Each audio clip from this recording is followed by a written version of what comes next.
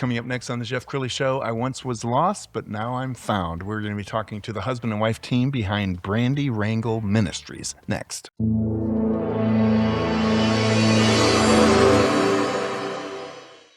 Many are predicting that the worst is yet to come, which is unfortunate, said one person here.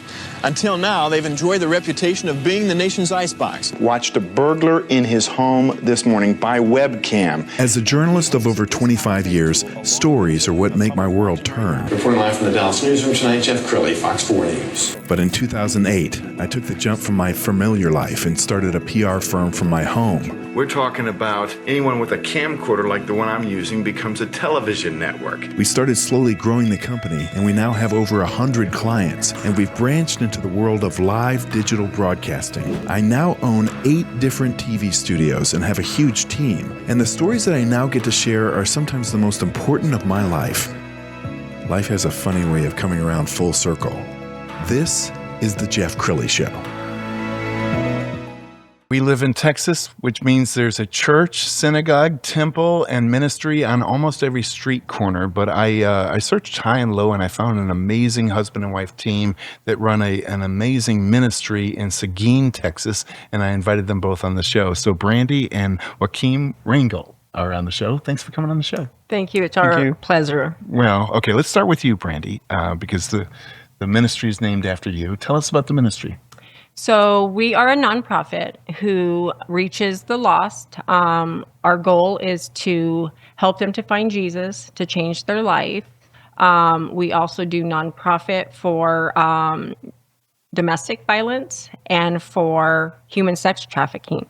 Okay, so you're a husband and wife team. So Joaquin, tell us about this ministry and why you're so passionate about it. Oh, this ministry is doing well. We love helping people. And we just reaching out to the community and just getting the word out for Jesus and just helping everybody out there. All right. We're going to pull up the Facebook page. And Brandy, I want to talk to you about the people you serve. Tell us about, who's a great candidate for your ministry? A great candidate. Anybody who doesn't know who they are in Christ, reach out to us. Really anybody, man, female, young person, child, if we cannot help you, we will direct you to someone who can. Okay, staying with you for a minute, Brandy, talk about one of your favorite success stories. My favorite success story is I helped a woman back in Colorado file divorce papers from her abusive husband. And as of today, she's successful and she goes to church and she's doing really well. Okay. So you don't have to reveal any more than you want to reveal, but you actually came from a background of abuse yourself. I did. I did also 7 years of counseling. So that way, I would be restored and healed when I went out to help other women or men. So yes, I am also a survivor, but now I'm thriving in the ministry. Love that. And you've had some health setbacks. I have. Talk about those. So when I was 9, I was diagnosed with a diagnosis of rheumatic fever, and I was paralyzed from the waist down. I was told I would never walk again. I was wheelchair bound. I was raised by my grandparents since I was born, and they would speak life into me every day and telling me that, we're thankful for doctors, but diagnosis, God has the final say. Eventually, it took me 6 years. I did walk again. When I was 18, I found out that due to that diagnosis, I had a heart defect, which my cardiologist told me that I would not live past 26. October 20th of last year, I turned 50, so here we are. Wow. Joaquin, let's talk about you're married to a very strong, independent woman. What is it that you love about her and what she brings to this ministry? She's great. She is very strong-willed. She gets up every morning, reads the Bible like clockwork. I mean, she does a lot. She helps out with people. I've seen her grow so very much. It's something that, to me as a man, seeing my wife grow like that, and spiritual, with Jesus. It's great. We're gonna pull up the Facebook page that shows all your photos, because you have so much going on in your ministry. As we scroll down this, talk about some of the pictures that we're looking at. So in some of those pictures, I did missions. So last year, I went to Greece. We did a mission trip there in Greece. I also went to Turkey, where I did a mission trip there. So that's what some of those pictures are. I did get baptized in Corinth. Oh yes, I saw that. And so by one of our main pastors back in Colorado. What was that like? It was amazing to walk where, Jesus walked. It's amazing. What separates your ministry from others? Jesus.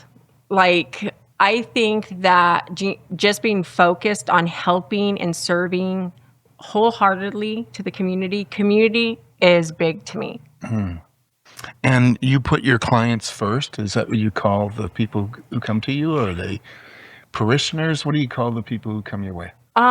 Friends. But I put God first, because if I don't put God first, then I can't help them truly. And then they come second. All right, I'm gonna go rogue here for a second, because right before the show they were sharing a wonderful love story. So Joachim, let's turn to you, because you were on this like a dog on a bone, weren't you? Well, you met her how long ago? Almost, it's been 2 years. Yeah. And you knew the minute you met her?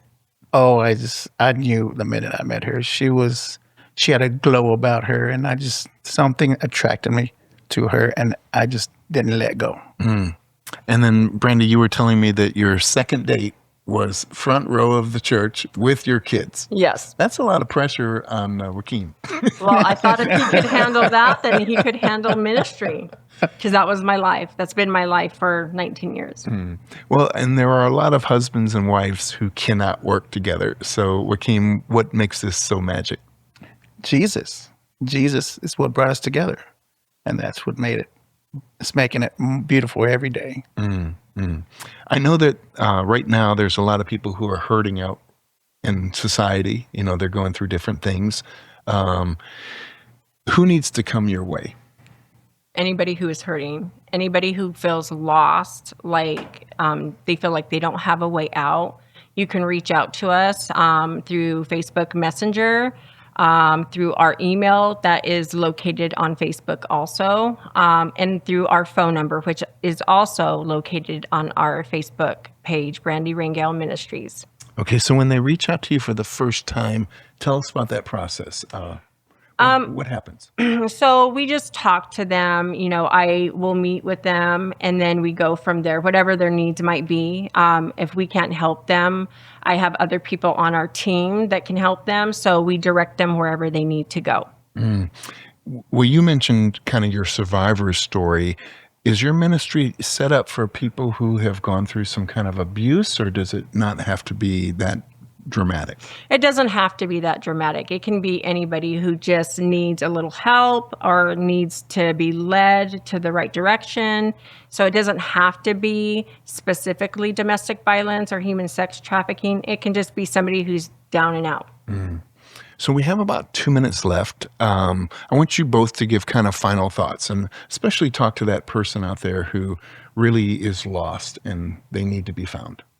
I would say know that you're not alone. Don't make a permanent decision, whatever you're feeling, on a temporary feeling.